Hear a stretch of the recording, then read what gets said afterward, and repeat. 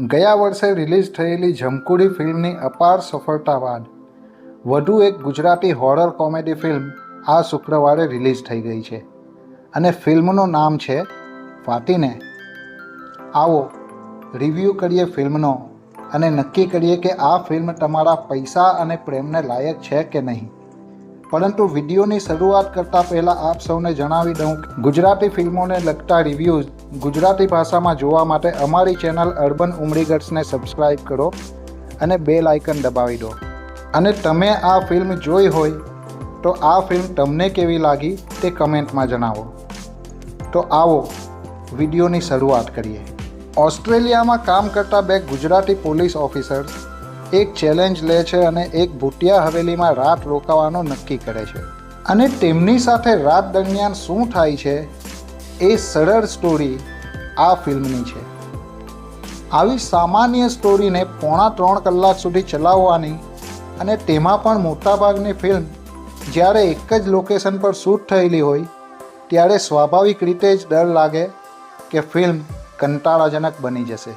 Horror comedy ફિલ્મમાં સામાન્ય રીતે VFX ઉપર આખી ફિલ્મનો દારોમદાર રહેલો હોય છે, પણ આ ફિલ્મમાં VFX દ્વારા દર્શકોને ખુશ કરવાને બદલે પાત્રો, ડાયલોગ્સ અને સિચ્યુએશન દ્વારા દર્શકોને એન્ટરટેન કરવાનો નિખાલસ પ્રયાસ કરવામાં આવ્યો છે, જેને લીધે આ ફિલ્મનું ઠીકઠાક VFX ઇગ્નોર થઈ જાય છે.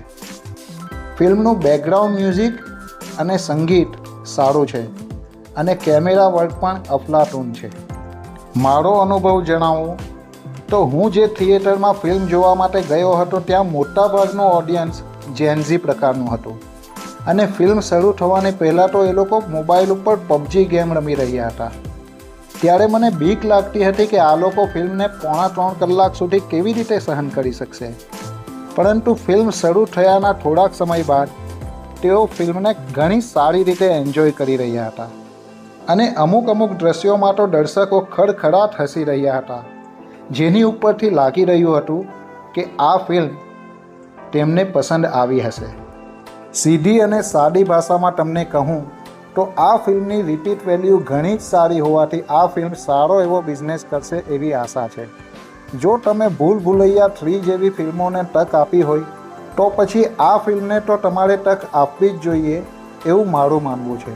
ફિલ્મમાં હોરરનું એલિમેન્ટ હજી વધારે હોત તો વધારે મજા આવે, પણ ફિલ્મની કોમેડી તમને હોરરની ખોટ આવવા નહીં દેશે. અમુક ફિલ્મ ક્રિટિક્સની વાતોને ઇગ્નોર કરશો અને આ ફિલ્મની ટિકિટ્સ ખરીદશો તો તમે નિરાશ નહીં થાવ એ મારી ગેરંટી છે. બાકી આ ફિલ્મ જો તમે જોઈ હોય તો તમારો અનુભવ કેવો રહ્યો તે કમેન્ટમાં જણાવો. વધુ એક નવા વિડીયો સાથે ફરી મળીશું. ત્યાં સુધી રજા આપો.